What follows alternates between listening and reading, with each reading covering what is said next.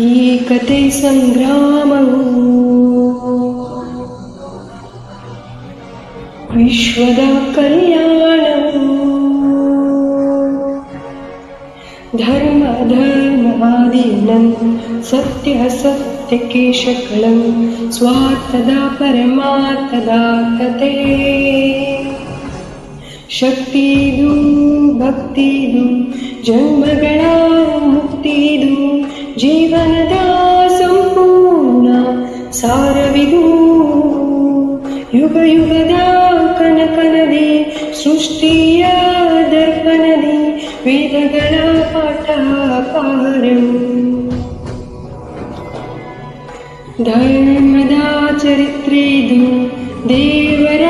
ಭಾಷೆದು ಕಾಲಗಳ ಇತಿಹಾಸದ ಪ್ರಮಾಣವಿದು ಕೃಷ್ಣನ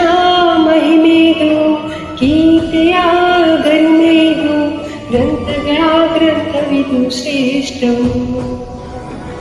ಮಹಾಭಾರತ